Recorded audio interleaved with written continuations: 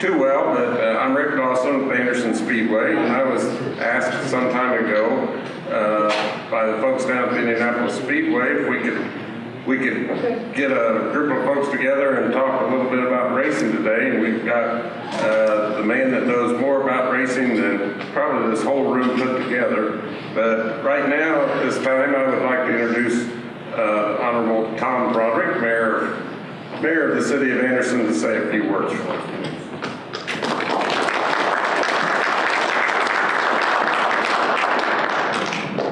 Well, thank you, Rick, and good afternoon, everyone, and welcome to the Anderson City Auditorium, and most importantly, welcome to the opportunity for us to kick off, really, this brand new racing season, particularly with regards to the Anderson Speedway, and also as we look down the road not too long away to the Anderson the Indianapolis 500. I had the pleasure last year to be able to take part in the memorial marking of the graveside of Ray Haroon, who, as most of you know, was the first winner of the Indianapolis 500. And I had the opportunity to meet and spend some time and listen to the individual who Rick mentioned a minute ago, who's going to be speaking to us here in a little bit, Donald Davidson, the historian of the Indianapolis 500. And Mr. Davidson, as most of you know, has a long history in motorsports and has been named Sagamore of the Wabash here in Indiana, has received a great number of accolades, as a member of the Automobile Hall of Fame, Racing Hall of Fame, and he's just a great person to listen to. He knows so much. And I'm so proud that we here in Anderson are able to help host him, and particularly we're proud of being able to work with Rick Dawson and the rest of the folks at the Anderson Speedway that has become such an integral part of our community, now getting ready to celebrate 70 years. So we're all so proud, and I tell you, I know everyone in this audience is going to participate this year, but if you haven't ever sat in the bleachers at the Anderson Little 500, when those cars go running off at a little over 10 seconds a lap of a quarter mile, you really haven't seen anything. So you really need to come out and enjoy that. It truly is a great spectacle and a great lead up to, of course, the Indianapolis 500. And this year, of course, we're going to have a really great show, especially with Tony Stewart and the rest of the teams taking part. So again, I want to welcome all of you here, and I thank you very much for the opportunity for the City of Anderson to take part. And Rick, thank you and congratulations again for everything that you guys do. Thank you.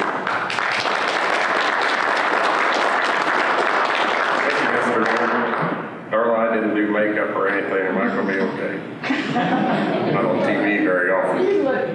As you all know, on May the 27th this year, we're going to be running the 69th consecutive Payless Little 500 presented by UAW GM.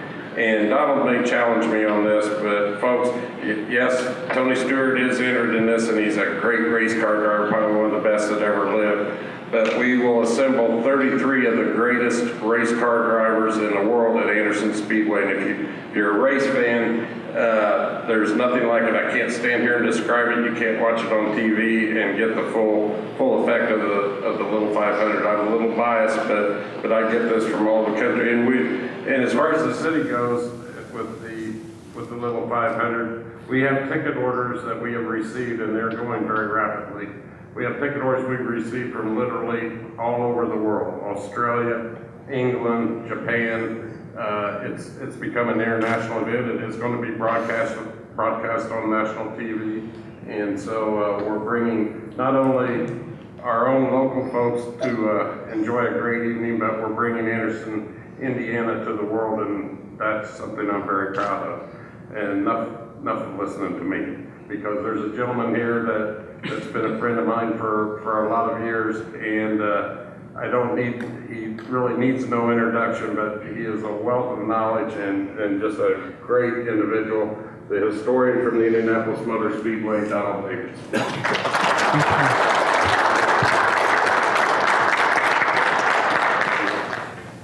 And good afternoon, everybody, and thank you all for coming out. We're actually, I thought probably do the greater part of this would be questions and answers, but a number of remarks before we get there, all kinds of things to cover. And what we try to do is we've been traveling around with Mike Harmless, former mayor of Greencastle, the man who saved Greencastle, and he's been driving me, he's booking all these events and driving me around, and what we tried to do was to tie in wherever we were within the state with a connection with the 500. And of course that's, you have to go back a few years because drivers aren't born and raised in Indiana anymore. They used to be.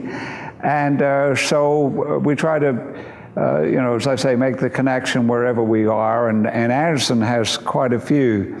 But obviously we're two significant events coming up here, the 101st running of the Indianapolis 500, and then the 69th running of the Little 500 at Anderson. And I'm going to jump around all over the place here. I remember when Joe Helping had Anderson Speedway, and I don't know how many times the word was, this is going to be the last one, because they're going to sell the track. And I think, golly, in the mid-60s, was hearing, this is going to be the last Little 500, and it's still going.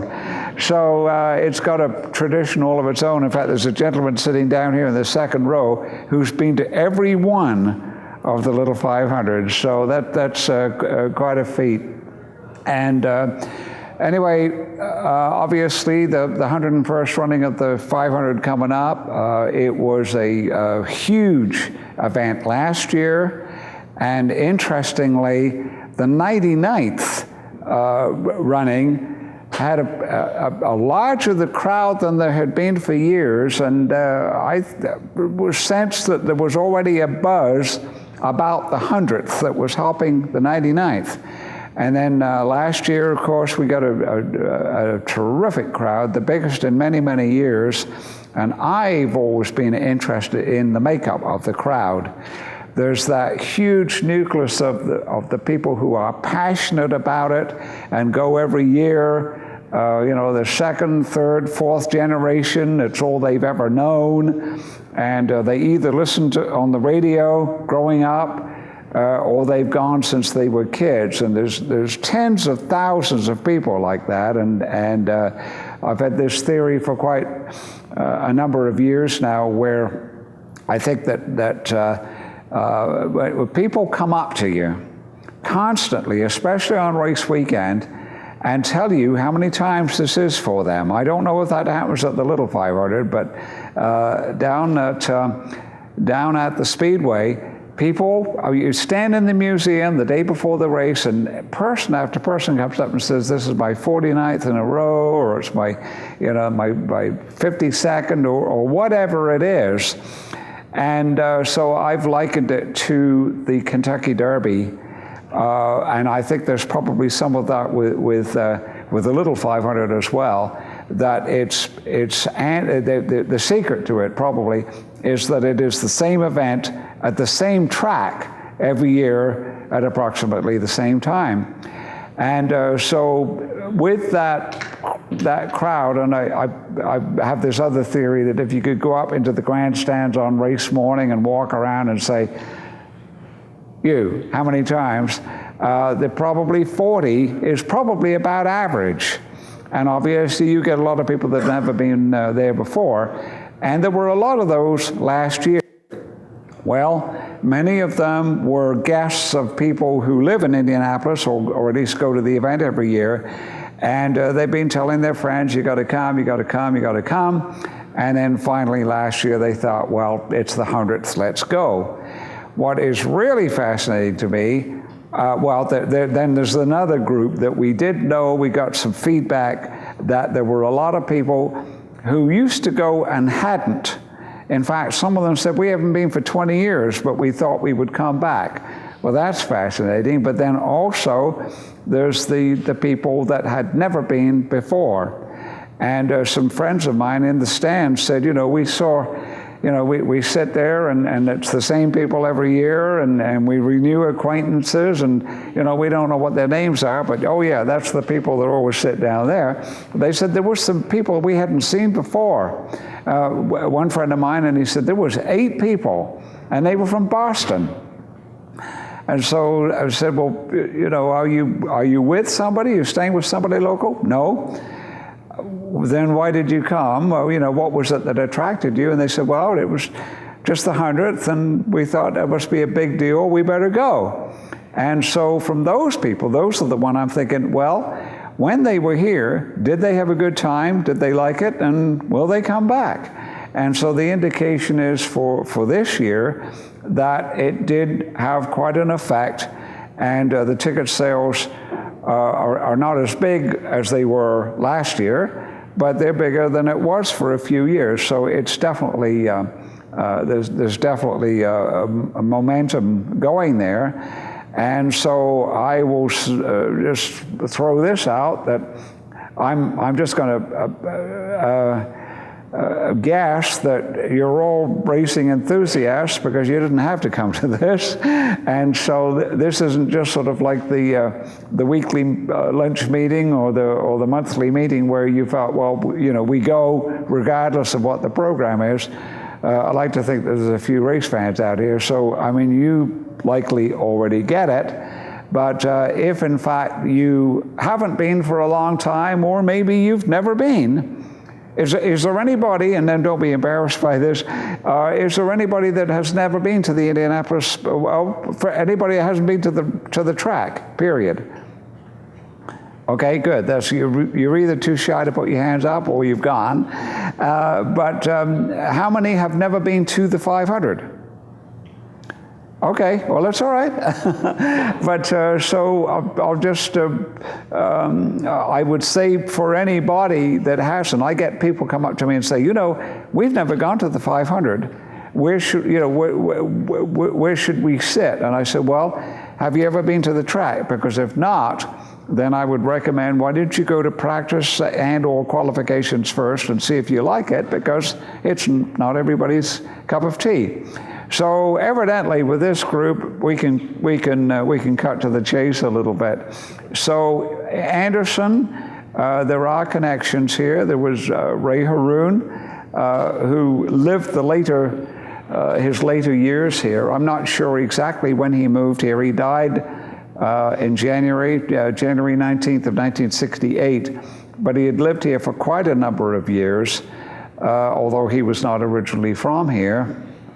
And then there was Jim McWithy, who had two 500 starts, 59 and 60. I think he was born in Grammar, but spent most of his life in Anderson. That's what he always listed as hometown.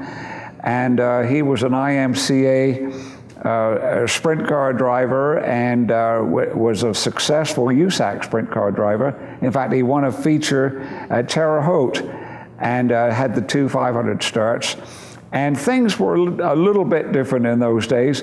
He had a used car lot in Anderson. Now, none of the 500 drivers these days have used car lots, but back then that was not at all uncommon. And then, of course, Bob Carey, the 1932 AAA national champion, was born, raised, and lived his entire short life in Anderson. And there was a number of Carey relatives. In fact, early on, when I would be giving talks, and back when I used to do a lot of talks for like little local groups and service organizations, and whenever somebody would come up to me afterwards and say, I had a relative that drove in the 500 many years ago, and I said, that's either Mark Billman or Bob Carey, because I used to get those a lot. And evidently there was quite a large extended family of Bob Carey, because over the years I've had all kinds of people come up and say that, you know, they were related or distantly related. I think the brother had a grocery store. And you probably know more about this than I do, so I should probably be careful here. But anyway, Bob Carey just had the one Indianapolis 500 start, 1932, and he finished 4th, but he did actually lead some laps. And he drove a car that was owned by Louis Meyer. Now there are drivers that sort of fund their own teams, but back then, most drivers started from very meager beginnings.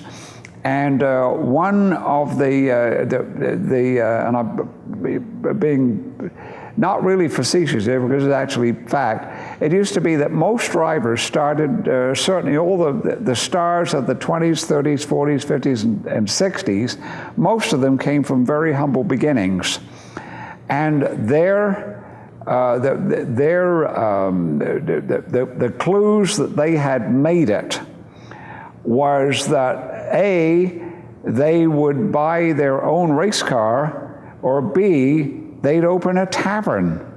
Boy, you'd really made it if you had your own pub. Nobody's doing that anymore. Anyway, so people typically didn't own their own race cars until they were very successful. Now, Louis Meyer fits into that category, but what he would do, occasionally he would be hired by somebody else to drive their race car, and so he would hire somebody to drive his. And so that was Bob Carey in 1932, drove for Louis Meyer. And Louis was out fairly early. He drove a car called the Sampson Special, and that was sidelined early. And I got to know Louis quite well. And at one point, Bob Carey was leading the race and blew a tire going into turn one.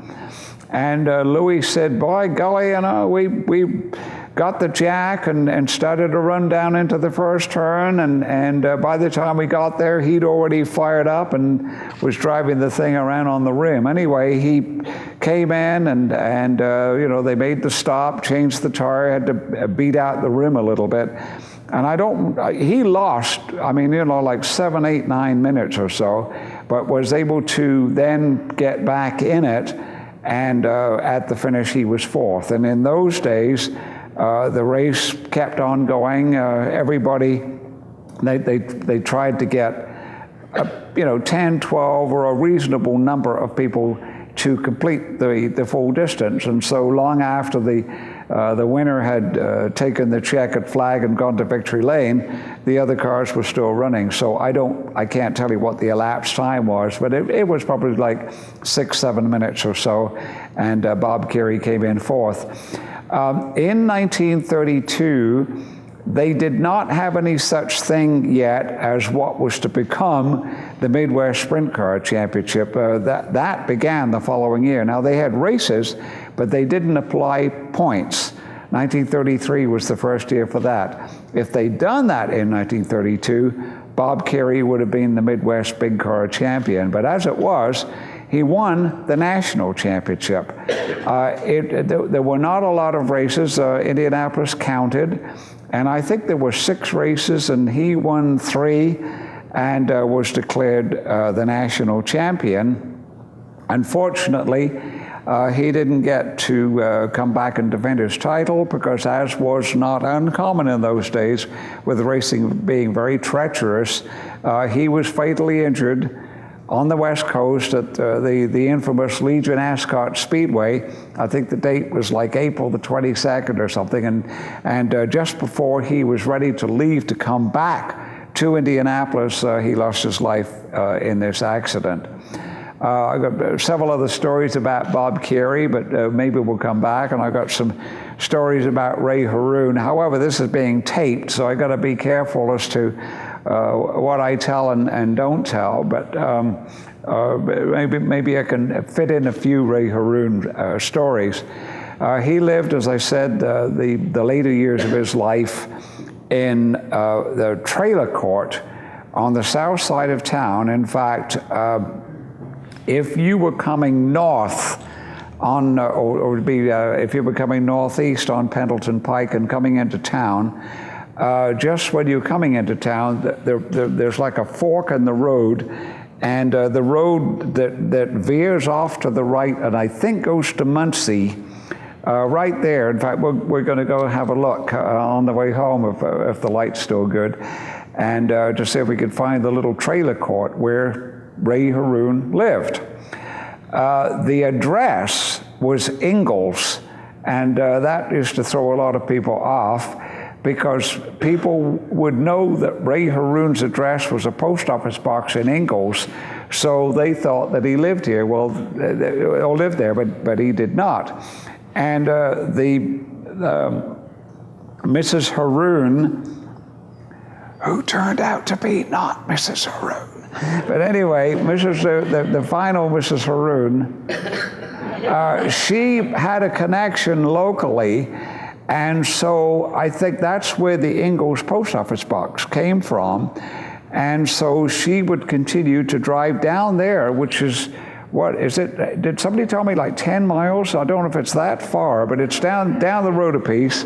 And so that's where she would go to get the mail. Well, when I showed up in the mid-60s, I had this standing invitation to go and visit with him, which I did on several occasions, and what a wonderful experience. I'm so glad that I took advantage of that to drive up occasionally, and in fact, one time even on spec, I was in the area, knocked on the trailer door, and she said, "Oh yes, come on in, he'd love to see you."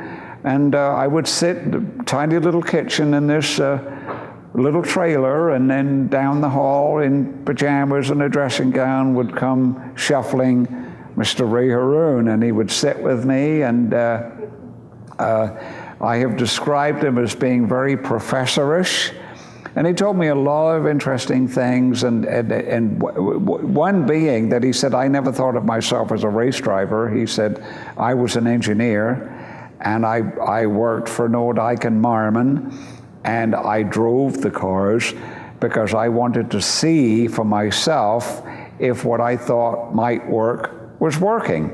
Rather than rely on somebody else to tell me, I thought I'll just drive it myself and see." And so he was always constantly, trying to develop the next thing in his mind.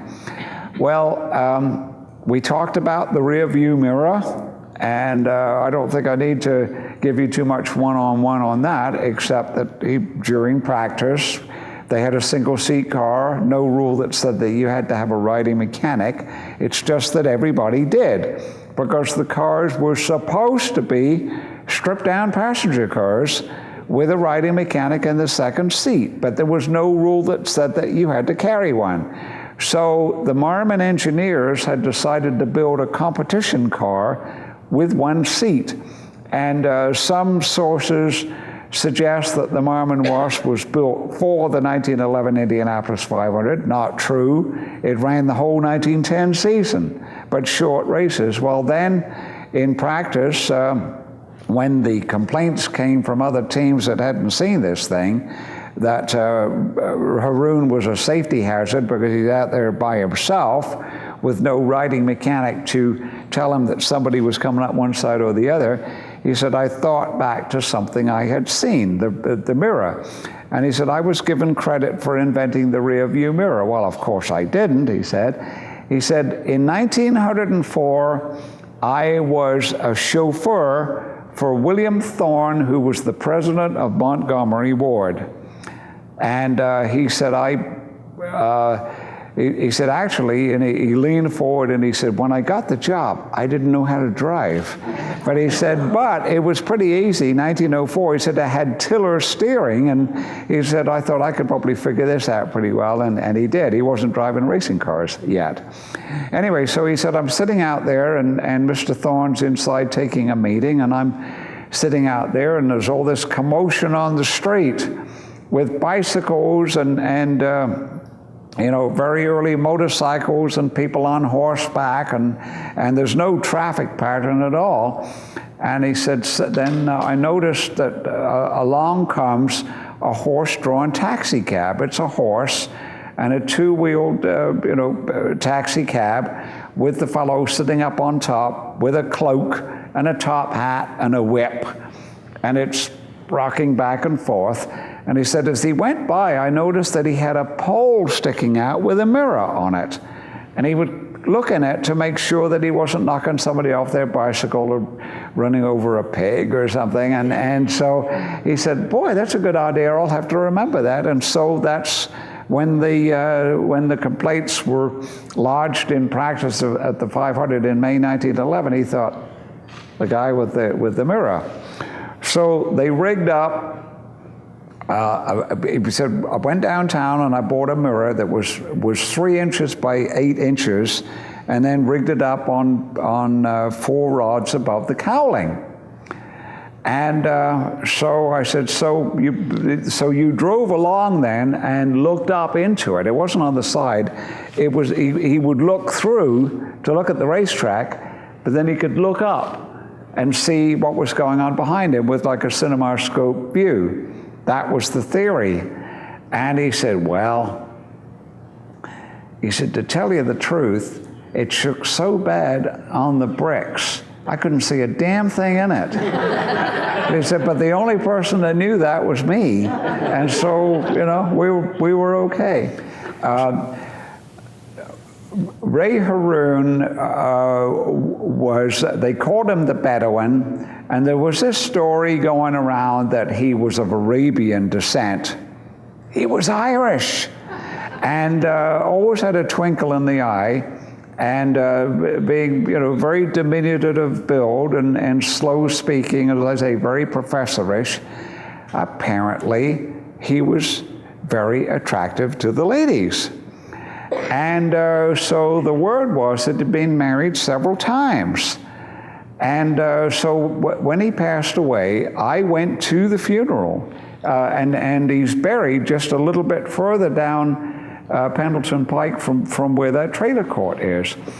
And so I came up with Henry Banks, former national champion who was the director of competition, and somebody I owe a huge deal of gratitude, because I'd come back in 1965 on a green, with a green card and one-way ticket, and he hired me at USAC. And so we came up, and there was a fellow named Frankie Bain, who was the registrar and the business manager at USAC, and Harry Hartz, who was the only person to date who's been runner-up in the 500 3 times but not won. And he was also runner-up as a righty mechanic for Eddie Hearn, and he was the 1926 national champion and one of the kings of the board track speedways. Legendary person. And then twice the winning car owner after he was no longer driving. Billy Arnold and Fred Frame drove for Harry Hart. So here's one of the great names of all time. And so we go up to the funeral. Henry Banks is driving. Frankie Bain is riding shotgun, and the kids in the back with Harry Hart. So we went to the grave site, and the latest Mrs. Haroon wasn't doing very well, and so she was the subject of conversation on the way back. And so I thought this might be a good opportunity. So I said to Mr. Hertz, I said, I always got the impression that he was a little bit of a ladies' man. And he said, oh yeah. I said, you knew him very well. Yeah. I said, well, he was, I've heard he was married maybe 5 or 6 times. Do you know how many times he was married? And he said, Donald, I have no idea, but I was his best man 3 times. And that's a true story. Remember that literally like it was yesterday. So anyway, let's see. Anderson Speedway and the Little 500. How many people drove in the Little 500 and then the Indianapolis 500? A lot. And some people did it the other way around. So most notably, probably, or arguably, Parnelli Jones was second in 1960, beaten by Ronnie Duman. Ronnie Duman won it in 59 and 60. He'd be Indianapolis bound, and he was very proud of the fact that he beat Parnelli Jones, because not a lot of people could make that claim. In 1961, Jim McElreath won it. Before he was running USAC, he was an IMCA driver, came up from Arlington, Texas, and brought a young pup by the name of Johnny Rutherford with him, and Rutherford was just getting his feet wet. But in 1962, Johnny Rutherford won the pole for the Little 500, and then ended up 5th. Arnie Knapper won the Little 500. and Johnny White won it twice. And so there was quite a string there where if you came and ran the little 500, chances you were going to run the Indianapolis 500. Bud Tingelstad, and just on and on and on. Then in more recent years, there have been some that did it the other way. I mean, Larry Dixon had run in the 500 and already been the USAC sprint car champion, and then went back and drove in the little 500. So I didn't do my research very well, but off the top of my head, I don't know. If anybody here knows, I wouldn't be surprised. It's probably 50 or 60 people that did both. A number of them would have one start as they were heading towards to USAC. I went once. 1966 was the only year I was able to go, and Raleigh Beal won the pole and Carl Busson won the race. However, in the fall of 1966, I was on the PA here. I helped announce a race, which is probably a bit of a stretch, but Dutch Hurst was the announcer. And so the thinking was he's probably really not up with the USAC midget people, and I was, so I didn't engineer the deal.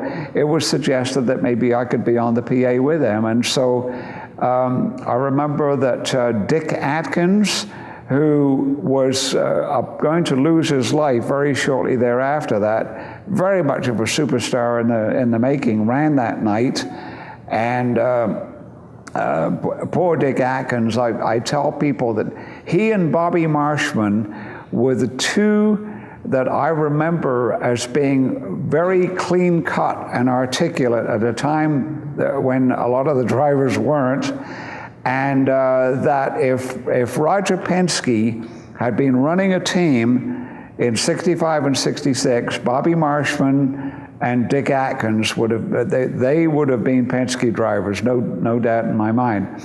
One thing I do remember that was very notable about that, in fact, when I said 66, actually that was 65, because Mel Kenyon had been burned very seriously at Langhorne in June of 65, and spent quite a while at the San Antonio Burn Center. And he had just been released from hospital. Now his car was still running. His brother was still running the car. They had Mike McGreevy was the driver. And the first time that Mel Kenyon made an appearance, to my knowledge, was at the Anderson Speedway. That's the first time I had seen him since the spring. Anyway, I said I would make a few brief remarks here, and I guess I lied again. Just get carried away with these things. But what we would like to do, unless there's anything I've forgotten or anything that I can mention on behalf of Anderson Speedway? All right. Forgive my ignorance. Are you running weekly shows during the summer? Mm-hmm. What? Every Saturday night. Every Saturday night. Okay. Starting in week from Saturday. A week from Saturday, okay. Great kickoff. So, and then several classes? Yeah, late models, open wheel, sprint cars, midgets, Kenyon midgets, street stock. Do they, street stocks, they don't run hobby stocks anymore, do they? Anymore. No? Okay. They're more high tech now. All right then, well, just real quick hobby stock story. Hugh Deary at Rockford Speedway, in fact the Deary family still have Rockford Speedway. I remember that he was concerned about the rising cost of short track racing, and he created a series, and I think it was, he had like a hobby stock division where you were very limited on rules, and it worked out because the guy that won the championship did the entire season on one set of tires. None of this changed the right rear after every heat. He did the whole season on one set. But anyway, it's a lot of fun. So by golly, if assuming that I'm preaching to the choir here, you're probably all Anderson Speedway regulars. But if you're not, go out and give it a try. All right, questions and answers here, and my usual disclaimers. I'm not into controversy. I like to try and avoid that. And also, I'm not a gearhead. I don't have a technical knowledge. And I'm not into the future. I follow it, so I'm into the current, but my real forte is going back, and the further back you want to go, the happier I am. So basically, it's about the people. Normally, we've got this standing joke with Mayor Harmless. I have no idea how many times this has happened. I will do the disclaimers, and we start off, and the questions are great, and people say, would you profile this driver and that driver and blah blah blah, and I was thinking, okay, well, probably ought to be winding it up soon and getting it down. I thought, well, I'll tell you what, we ought to be bringing this to a close. But let's just take, yes sir, you got, one more question, and it's always about the turbine. So, all right, you've got the first. Is it about the turbine? No. Good. Yes, sir. The purse of the first 500 versus the purse of the 100. Okay. Yeah. What kind of? All right. The purses were in 1911. The total prize money posted was $10,000. That was the purse, except that was a huge amount of money. And no, that's not true. $25,000. $25,000 was the purse, and it was paid to the first 12 finishers, and first place was $10,000. And then, but it dropped off. I think second was maybe $5,000, and then there was there was like a little sliding graph thing, and 12th was last. And so, but anyway, there was accessory prize money as well. And so they didn't do an overage yet, but the first place that the Ray Haroon and the Marmon team won was $10,000 plus 4,000, let's see, golly, I should have told this for a while. I think it was 4,125 accessory prizes. And so, split Dorf magnetos and Rayfield carburetors, and, it was $200 if you use their product or whatever. And I'm not even sure, Firestone was on the winning car, and I'm not sure that Firestone put up any money, but there were several companies. So the take was $14,250, which went to Nordyke and Marmon Automobile Company. What Haroon's take was, I have no idea, because he, as with most of the people in the early days, were engineers that actually worked for the company. So there was probably a little bit of bonus. But anyway, you had to go 500 miles in order to claim the prize.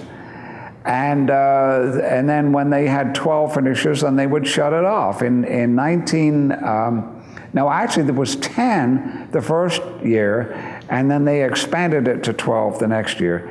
Anyway, I'm getting myself in a jam here, and the two red lights probably are not doing me any good.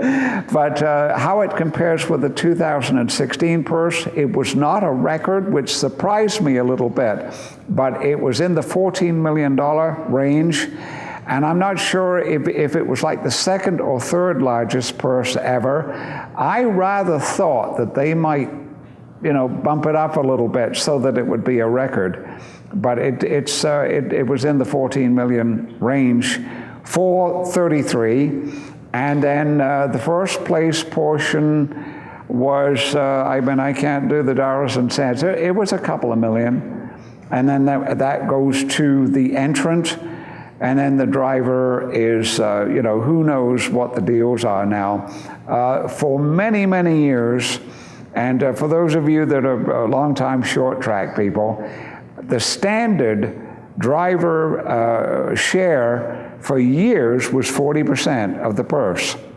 Whatever the car made, 40%. And then some drivers would drive for less, or there were some owners that would give you 50% if you won, but it was pretty much 40%. Well, then retainers started to come in more and more, and I've been told that for the last 20, 25 years or so, drivers have their particular contract, and there's probably no two that are on exactly the same. It's pages and pages and pages of legalese.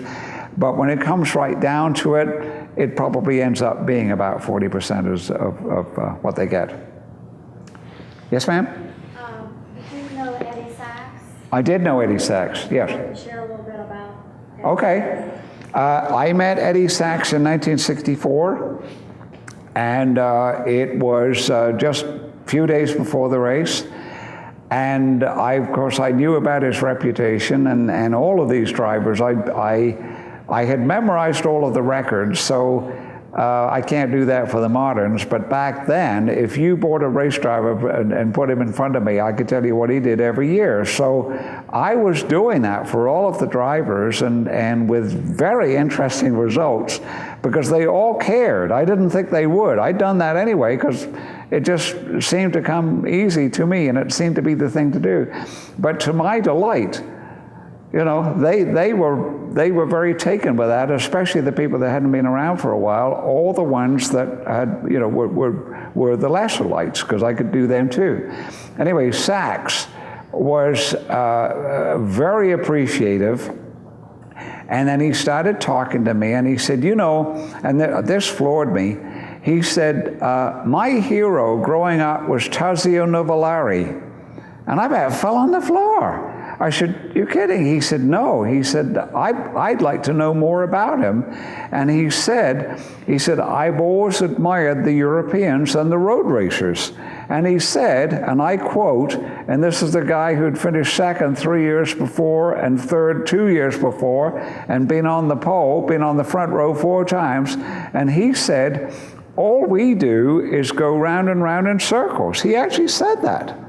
And he said, all we do is go round and round in circles. And he said, those guys are going up and down and blind turns and over bridges, which they were then. They didn't have all these sanitized flat courses like they have now, where all you do is turn. I mean, it used to be down hills and over a stone bridge and all this kind of stuff. So he said, I'd like to, he said, are there books about Tazio Nuvolari? I said, yes. He said, well, he said, would you send me some? I'll pay you. And he gave me 2 business cards, both of which I still have. One was metal, and he just started at his own company, Speedway Van Lines. Now, he was no longer driving for Dean Van Lines, but he had got into representing Al Dean. And Dean Van Lines, the moving company, and he had now just started his own company, Speedway Van Lines, which I think did business with Dean Van Lines, and so he gave me these business cards, and then of course he, lost his life in the race. So anyway, he had a widow. And, forgive me if I'm, a little bit too much over the top on these stories, but he left behind a widow, and I had never met her until fairly recent years. She's just recently deceased. But anyway, there was an Eddie Sachs. He went by Eddie Sachs Jr., but he was actually Eddie Sachs III, because his dad was actually Edward Julius Sachs Jr. And so anyway, about probably 10 years ago or less, probably 7 or 8 years. And so I went to a function. It was called the 50s and 60s Racers Party that Mary George would put on for, all of her, the people that she used to go sprint car racing with. And so Eddie was up there, and I'd known him for years. And he said, my mother is here. And I said, I have never met your mother. And he said, I'll go get her. So he brought her over. And I said, Nancy McGarity, I'm very pleased to meet you. And that was her maiden name. And she pulled back like that, and she said, oh, what they say about you is true. And I said, oh, what have you heard about me? So anyway, she was very complimentary. I said, oh, I said, I don't remember how it came out, but anyway, she said, Eddie was very, very impressed with you. And she was referring to her late husband. And I can't tell you, that just gave me chills and goosebumps, because I thought this probably was, when I met him, was in the, he had about 2 weeks to live. And I thought, by golly, that guy went home that night and told his wife about this English kid that he'd met at the track. And so I just, that meant a great deal to me. And so really, that's about it. I mean, I could talk about him, but my personal relationship with him was very, very brief, but extremely meaningful to me. And I've got the photograph to prove that it actually happened.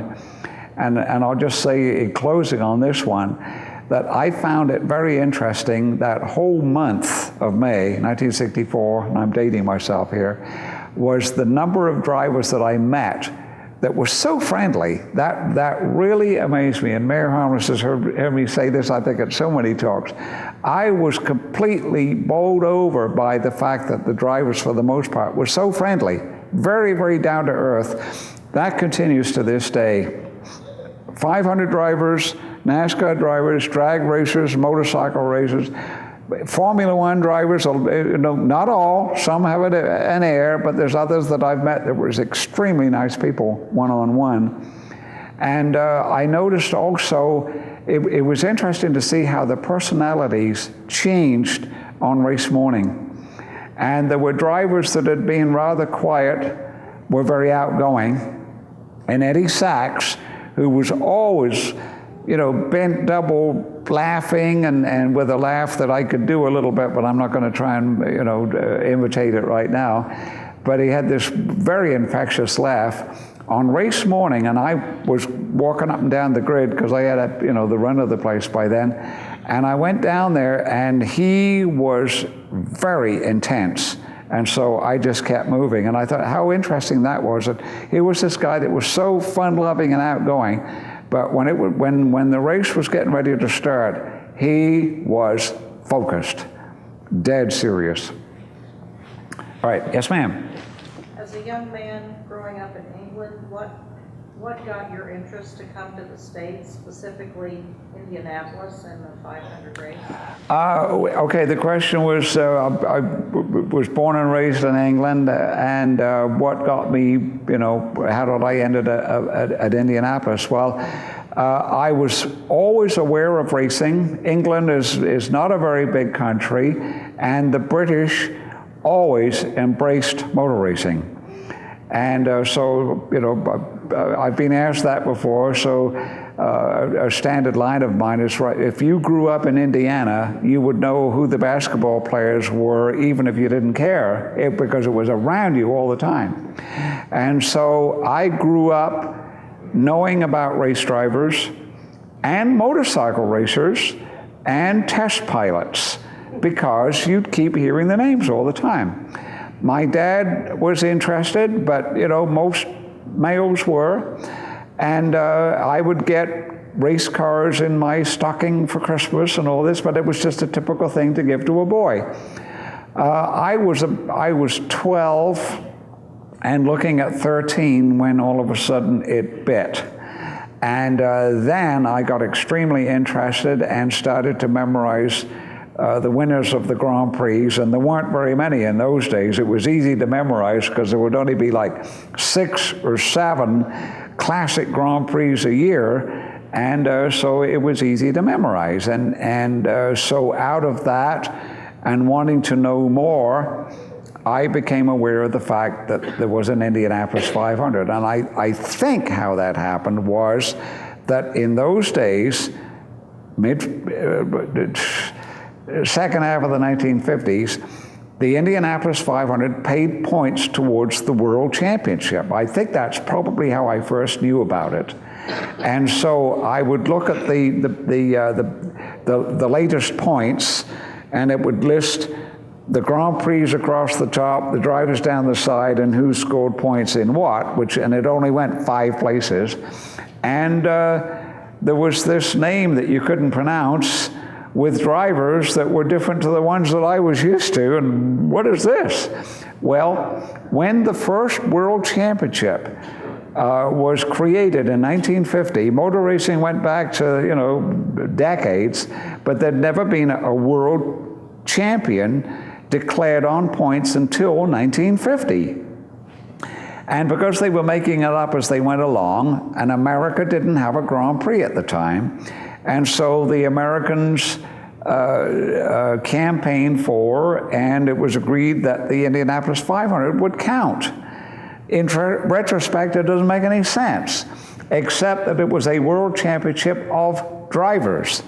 And so the 500 paid points from 1950 through 1960.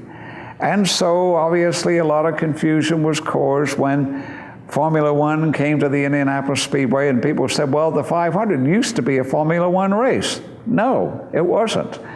It paid points towards the World Drivers' Championship, but it was never a Formula One race.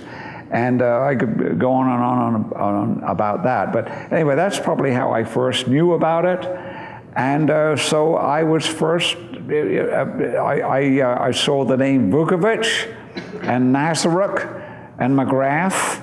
And then when I found out that their first names were Bill and Jack and Mike, and I thought, God, that's really cool. A common first name and a foreign-sounding surname, or in 2 of those 3 cases. And Ruttman. And I found out his first name was Troy. Well, I'd never run into the first name of Troy in England before, but I was fascinated by this. And then the cars. Otto Schipper Special, John Zink Special, Sam Hanks, Belland Exor Special. And then when I saw photographs of the cars, I thought, boy, they're cool. Except we weren't saying that then, but anyway, the equivalent of. And so that's what got it. And I started sending away for American books, and my dad knew what the Indianapolis 500 was, but a lot of people didn't at that time. I mean, my friends had no idea. So to find out anything about it, you would have to buy the Motor Racing Specialist book, because typically the next day in the newspaper, it wouldn't be mentioned unless there was an accident. And so in 56, there was nothing in the papers. 57, there was nothing in the papers. But in 58, there was a photograph of the Turn 3 accident with the Pat O'Connor. And it said that, Pat O'Connor was fatally injured. The race was won by J. Bryan, a leading professional American driver. And that was it. And in 1959, nothing. 60, nothing. But in the meantime, I had, found the magazines that would cover it. And then in 1958, I discovered a magazine called Speed Age. And that opened up a whole new world. And then in the meantime, I'd found out about the Floyd Clemmer Indianapolis 500 yearbook. So, long answer to your question, but I started memorizing everything I could, and by the time I was about 13, 14, I thought, by golly, I'd like to go see that thing. And I was always fascinated by the American way of life as portrayed in the films. And so I thought I'd like to go.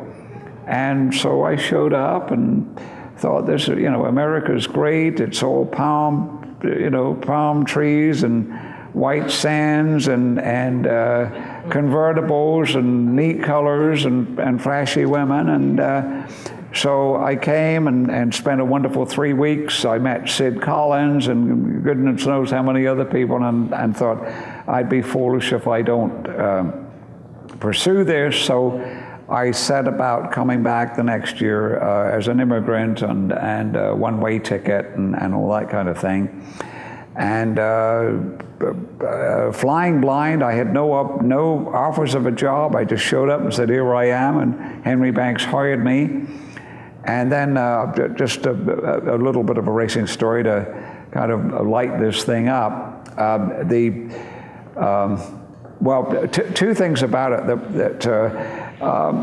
When I came down on a Greyhound bus from Chicago in '64, and no freeway yet, so we stopped at Kentland. Do you remember the post house at Kentland where you'd get out for, not as many nodding heads as I was expecting, so never mind about that. But anyway, so I'm downtown on Washington Street and think, well, wait a minute, I'm in Indianapolis. Well, you know, how the hell do you get to the racetrack? So some people were very, very helpful and showed me where you get the bus outside the G.C. Murphy store on North Illinois. Very close to Buca di Beppo, where that is now. So I walk by there a lot in May to go talk of Gasoline Alley and think, golly, this is where I stood to catch the bus. So they showed me which bus to get on, and I asked the driver, and I said, will you please tell me when we get to the stop where you get off for the track? Because I assumed that you get off the bus and, you know, you look off into the distance, and way out there's the Indianapolis Speedway, and then you trudge for a mile or something to get to the thing. Because when you go to Wembley Stadium in London, when you get off the tube at Wembley, you ain't at Wembley Stadium yet. It's way off in the distance. So anyway, I come out, and you know where I'm going there. So I'm on the bus coming out 16th Street. You go underneath the underpass, and the grandstands are right next to the road. And I pulled up at the corner, and the old little single-story brick building, which was the ticket office and the executive offices and the museum, and golly, you know, it was just a few steps, about halfway up the room here. The other thing too, I'm back in '65 to stay, and I'm thinking, oh, this is great. Short sleeve shirts, you know, convertibles, women, this is great. And it gets to be fall, and the leaves turn, and it was frosty, and I thought, what is this? So I went to Phoenix, and I went to Phoenix in November of '65, and I went out to the track, and I thought, oh, I thought I'd died and gone to heaven. You know, it was cold back in Indianapolis, and now I'm out here, and it is palm trees and orange juice and you know, Indian jewelry looking buildings and architecture out there. So anyway, on Saturday night, the night before the Phoenix 200, which closed the season, Keith Hall was running midgets at Manzanita Park. And so I went out there in a short sleeve shirt. It's November, beautiful afternoon. And it started to get cold, didn't it? And I remember that, you know, the qualifying's over and the trophy dash and the first heat, and I'm starting to get cold. And by the time the second heat, somebody gave me a Bardol jacket because I'm stamping my feet because I'm freezing. I learned a lesson there. Golly, a little bit of trivia about the midget race at Manzanita Park on Saturday night. And the Phoenix 200 the next day, Foyt won both of them. It was very different then. So anyway, that's part of your answer, and then some ridiculous tangents. All right, questions. All right, the gentleman with the house record for Little 500 attendance. We went to the big 500 many years back in the 40s, 50s. But we never bought a ticket. My dad was a farmer, and we couldn't afford tickets. So we'd go down early and set up the gate, north gate. Yep. And when they opened the gate, my dad would floor the 44 and head for the first turn. Yep. And by the time we got down there, we was about leading the whole pack. And we'd go up against the fence, and that's where we'd watch the race from then on. Just get on top of the Ford and watch the race. Well, I've heard all kinds of stories about creative ways of gaining admittance to the 500 on race morning. But yeah. I was really interested in the cars, like the Novi and the six-wheeled car. Yes. You know any stories about some of the other cars? Oh, golly, yes. I could go all over the place with that. Can I tell you some creative ways to get into the racetrack? All right. Well, one was if you sold the Indianapolis Star, you would go downtown and they would give you the pile of papers and you'd pile in a truck and they'd bring you out and you got into the track for nothing. So some people sold the newspapers and others really thought, I'm in. And then another trick was that you would watch the race and then you would go out onto 16th Street when the race was over and stand there saying, Sam Haggs wins 500, Sam Haggs wins 500, and the people would give you the dollar or something, and then the traffic would move, and then they would get down the road and realize that they bought the paper that had come out that morning that had, was the pre-race edition. I've had several people tell me, I used to go to the 500 every year, and when I finally stopped is when they put mesh across the tunnel where the creek comes underneath the racetrack. And what they would do was they'd go across 16th Street and then climb down into the water, and then they would wade through the creek until they got to the infield. Then another one was that there was a very strong military presence. I don't know if it was before World War I, but starting in 1919, it was called the Liberty Sweepstakes. And so if you've watched newsreels from the 30s and 40s, they had what was known as the massed bands, the massed military bands. And each year it got larger and larger, and a lot of the fellows are wearing garrison caps and with instruments. So one year it looks like there's about 1,000 people. Well, I've had several people who are, senior citizens now say, when we were kids, the word was that if you had an instrument, you could get in for nothing.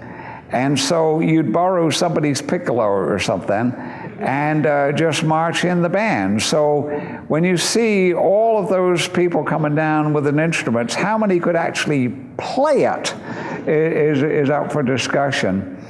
And then there was another one where, and as I said, I like to steer clear of controversy.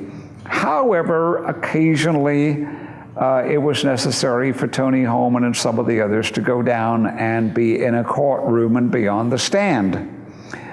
And so this one year, and the case doesn't matter, but the fact is that Tony Holman, there was a young attorney who thought that he could really grill Tony Holman and find out what the attendance was, because they had never given it and still don't. They do not announce an attendance. They do an estimate, but it's not like baseball games where there was 38,601 people there. It's always an approximate number. So this attorney thought, Tony Holman knows, so maybe we can get him. So he came at it several different ways, and Tony says, as only Tony Holman could get away with, he said, gee, I don't know, it's a whole bunch.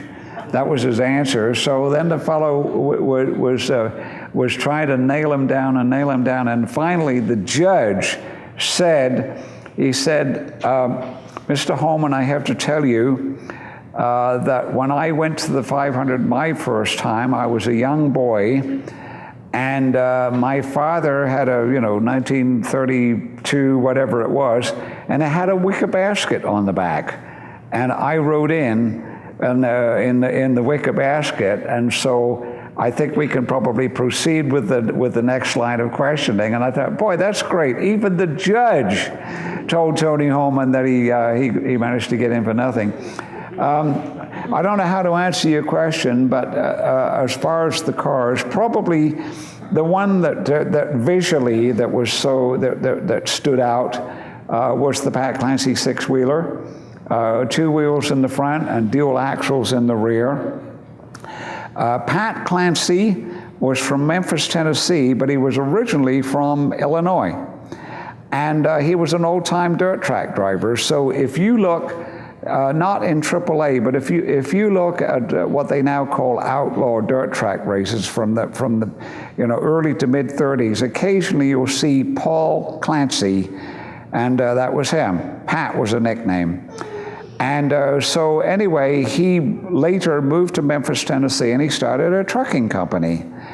And one day, and I knew Pat Clancy, and he told me the story. He said one day, one of the truck drivers came and said that because he'd just done another run pre-freeway, he'd done a run through the mountains and the hills of Tennessee or somewhere. And he said, we've got dual axles for better traction.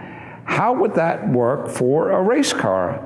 And so they talked about it, and they said, so we just did it.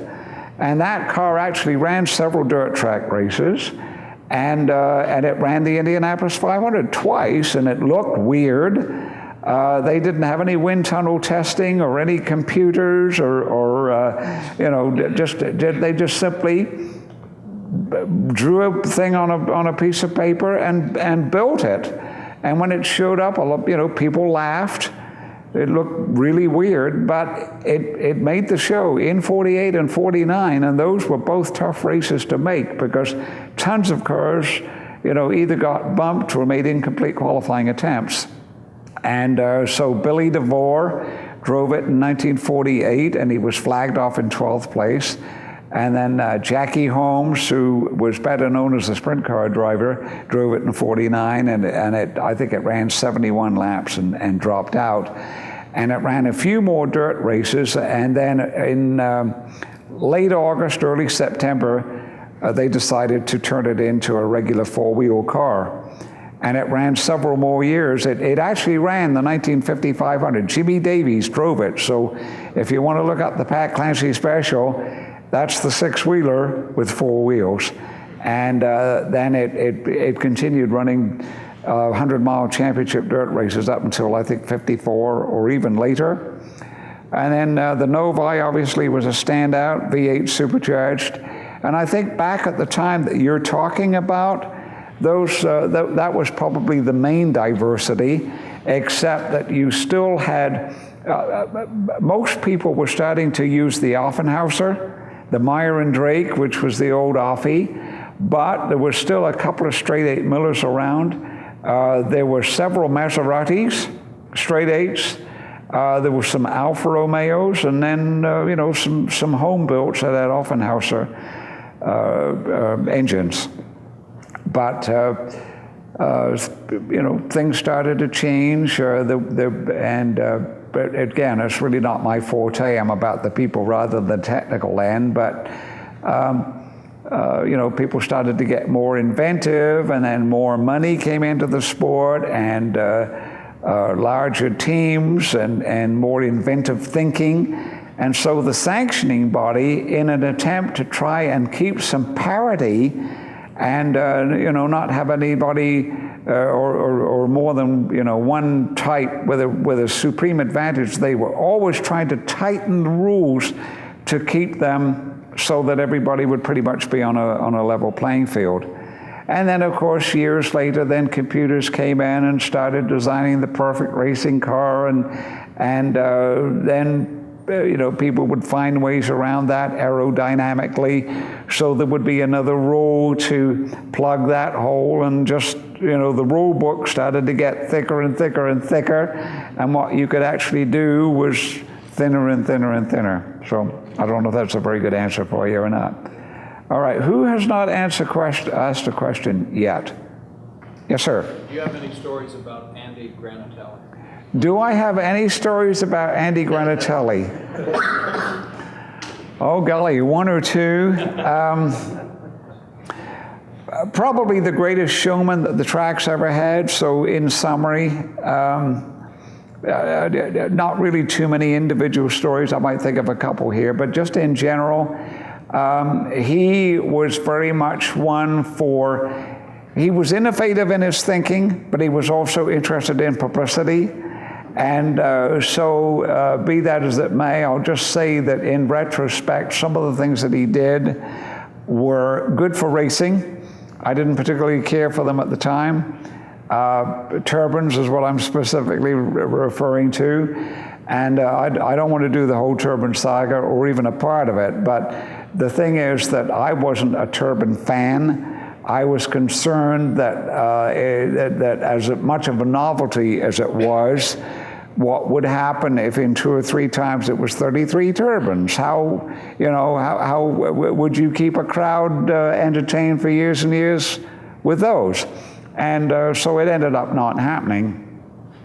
But in retrospect, I thought, you know what, the final year, 1968, they went to Milwaukee, the wedge turbans, and they sat 1-2 on the grid at Milwaukee and Trenton, and they went to Hanford, and they had the biggest crowds they've ever had.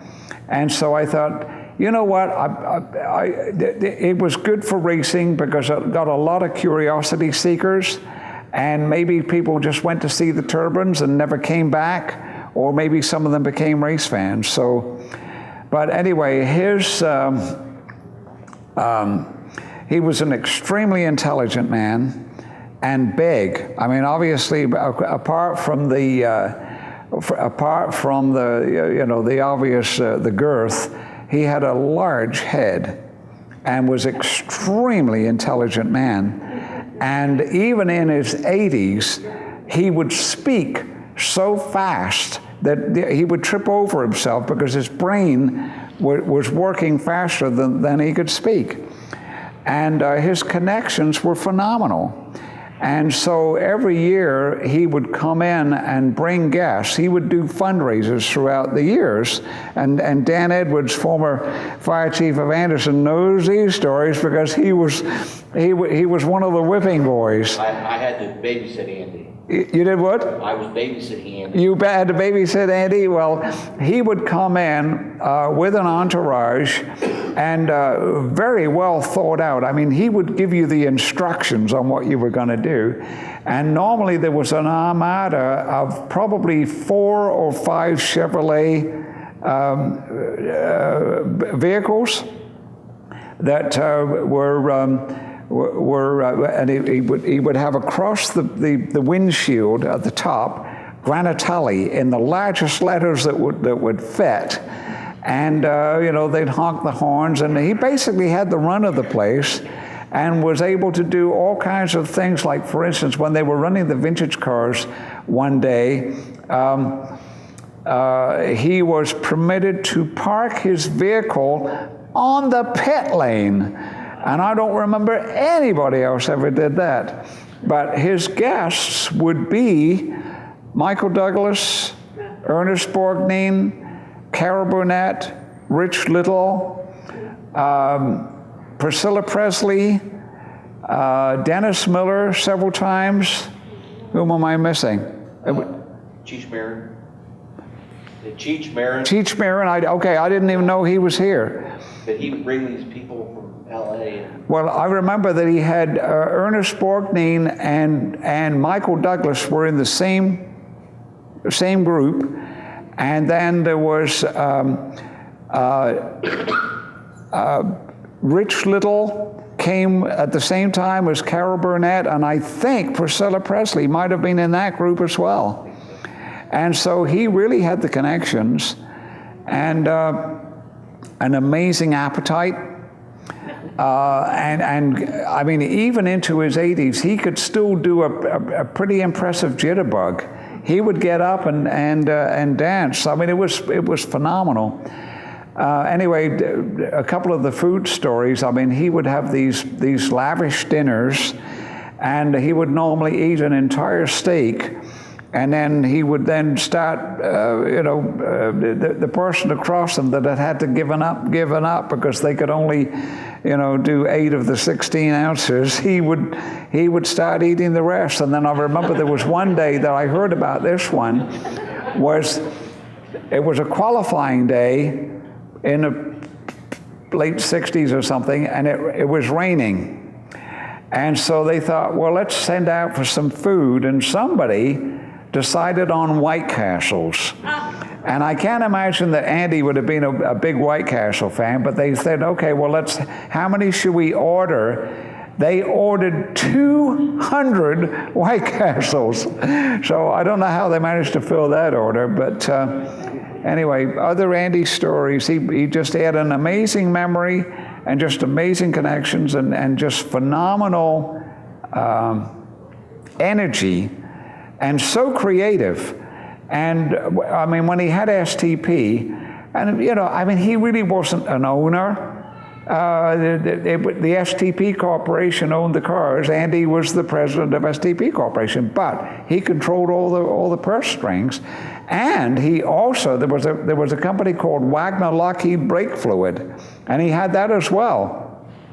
So there was 1 year between the two that he was sponsoring Jim Clark, Graham Hill, Parnelly Jones, Jochen Rindt, and Dan Gurney, amongst others, all in the same year with these different products. And so a stroke of genius, I don't know, I think this was created with him. There was an STP ad in Hot Rod magazine, and there was the inside the front cover, or I don't know if it was on the front or inside the front cover, but anyway, the thing is that there was a pocket with an STP decal in it. Now that cost a lot of money for a magazine to do that. But what do you do with a decal? You peel it off and stick it on something. And so kids would have them on their bicycles, and they would appear all over the world. Now, I'm going off on another tangent here, but in 1976, I was on an extraordinary trip for 3.5 months where it was a road trip for the most part. And short version is we went from the United States down through Central and South America, all the way down to Santiago in Chile, except that we didn't go around the Darien Gap. We actually flew the cars, or the cars went on a boat and we flew. But other than for like 100 miles or so, we drove all the way down to Santiago, across the Andes and up the other side through Argentina up to Rio de Janeiro. And then we put the cars on a plane. I don't get to tell this story very often. Johnny Parsons Sr. and Paula Murphy were the lead drivers. And so we then flew to Casablanca. I mean, fly from Rio de Janeiro to Casablanca. How romantic is that? Actually, it wasn't that romantic, but it was very, very educational, but it was a grind every day. Anyway, then we drove the cars from Casablanca we had to take a ferry across the Straits of Gibraltar to the south coast of Spain, and then we drove them from the south coast of Spain all the way to India. We went to New Delhi, but good leave. I'm blanking on where we went. It'll come to me.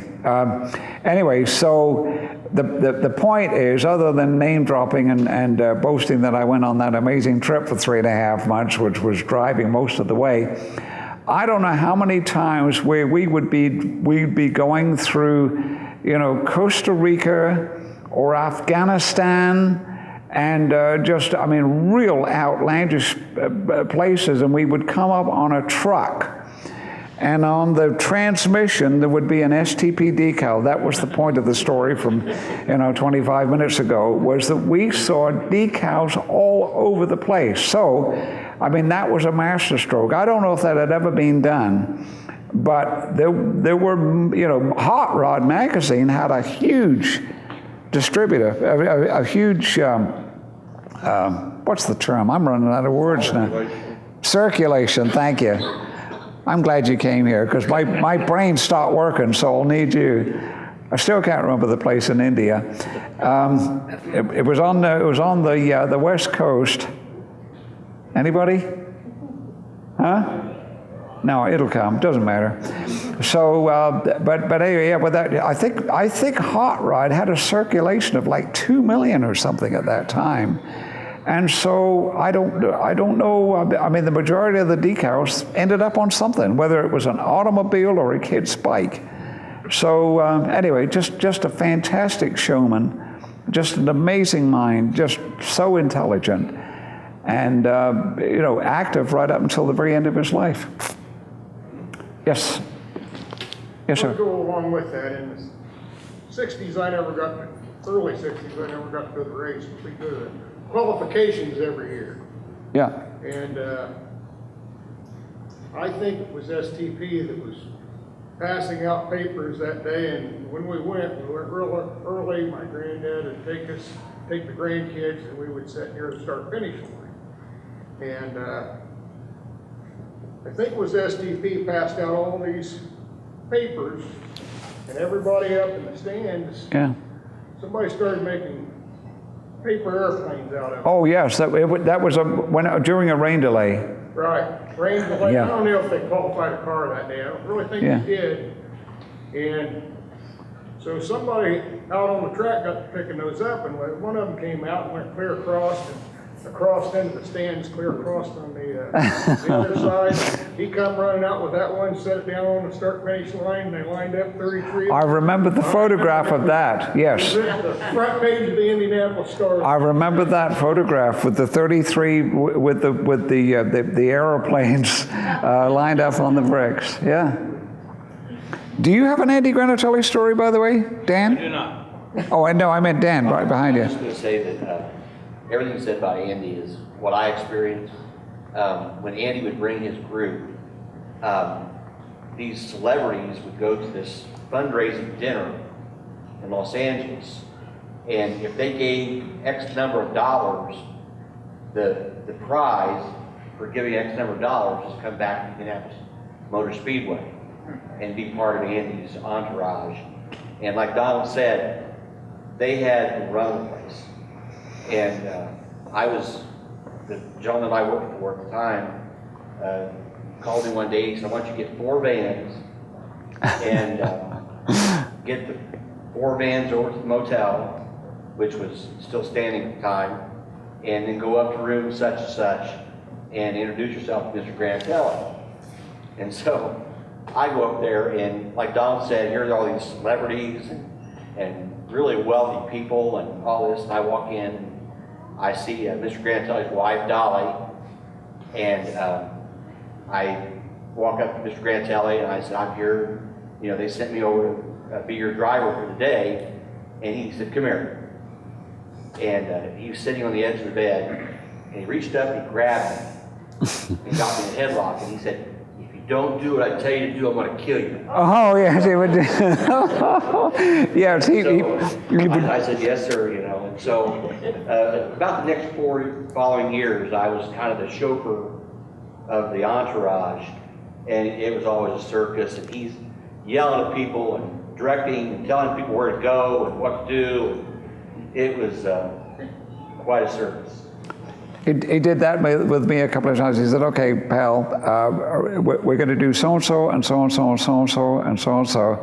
And then I hope you do so-and-so and so, because if you don't, I'm going to send the boys over to beat you up. He would do that from time to time. Because Rick's standing up, I think we're probably coming to a close here or moving to something else, but just a quick little bit of nostalgia about the Speedway Motel, which we much lament, but it's a shame that it came down, but it was necessary because the thing was you know, the masonry was crumbling and everything.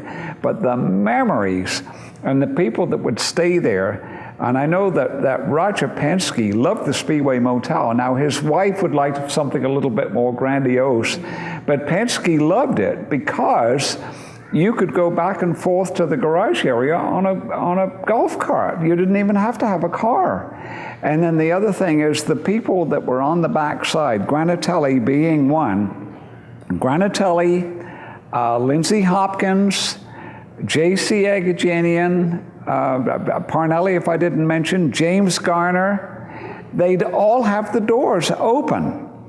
And they'd want to see who was going back and forth. And basically, you know, everybody was going in everybody else's room. Now, if the public got wind, of course, that would have stopped a little bit. But I remember Parnelli talking about the fact, he said, I just miss it so much. Where else can I go where you can sit there with the door open and all your pals are in the rooms and going back and forth. But Granatelli would always have two, and he'd bark orders because I go in to see him, and what a great person. If we're winding up and assuming that I'm about, because the checkered flag is out here, there's a when we're done here, I want to thank all of you for coming out, and if there was anybody that I didn't get to, then oh yes, one thing, yes, yellow shirts. Is there anybody in here is now or has ever been a yellow shirt? My dad was. All right. Or the tower. Really? Well, then you can tell anybody that hasn't done it how much fun it was. How many? If any of you, seriously, if ever you'd thought that you want to be a yellow shirt, they're hiring. They were last year because they realized they need more. And this is serious. It pays $8 an hour, and Mayor Harmless has the applications, and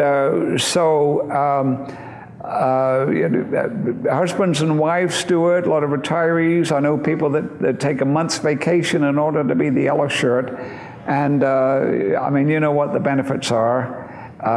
You won't necessarily get the pits or the garage area the first time, but you do get the run of the place, and you can go and schmooze with the drivers and everything. And hey, Dan, you'd make a great yellow shirt. No. Yes, come on. But seriously, if anybody was even thinking about that, Mayor Harmless, gentleman with the bow tie, he has the applications. And what am I missing here? Mayor, anything else? No, you're doing great. All right. I have one last question, Donald. I've been told, and I don't think I've been able to verify, we may have some stuff in our archives. I was told that A.J. Foyt won the first USAC midget race at Anderson Speedway. He did. He won a midget race. Well, midgets had run there before. They'd run in the 40s and 50s. He might have won the first USAC race. There was a USAC race in like April of 57 or something in 57 that Foyt won.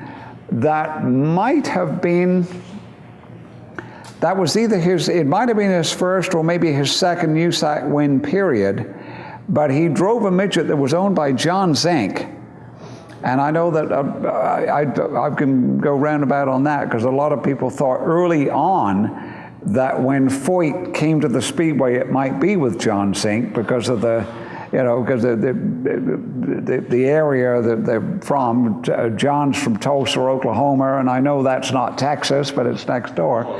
But anyway, yes, Foyt did win, and it seems to me that it was April 57, so he would have just switched to USAC at the time. And also, well, you folks have access to YouTube. I'm sure that years ago, well, it would have been in 1961, there was a show called What's My Line? Yes. On TV, and Ray Haroon and A.J. Foyt were both on it. And yes. It's on YouTube. If you've not seen it, go there. It's the only time that I've ever seen Mr. Haroon, actually. I've seen that. I know it's available. And Foyt had just won the 500 like days before. And golly, Foyt's just a kid. He was 26, but he's just so youthful. And Ray Haroon is there. And so that was the What's My Line, is who are these people? And it was the winner of the first 500 and then the 50th anniversary 500. And yes, that's a wonderful opportunity to hear Ray Haroon speak. Yeah.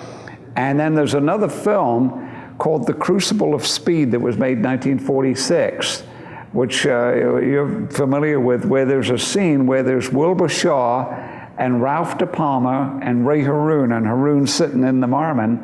And what a joy, because you can, if you only ever seen black and white photographs, then to see these people in motion and then hear their voices, yeah, that's a good piece. So Anyway, I'll hang out as long as you want to do when we're done. Probably some of you say, when is this guy going to stop talking so we can get out of here? But I'll be happy to keep going on an informal basis when we're done. But thank you all for coming out, and maybe we'll see you at the Speedway.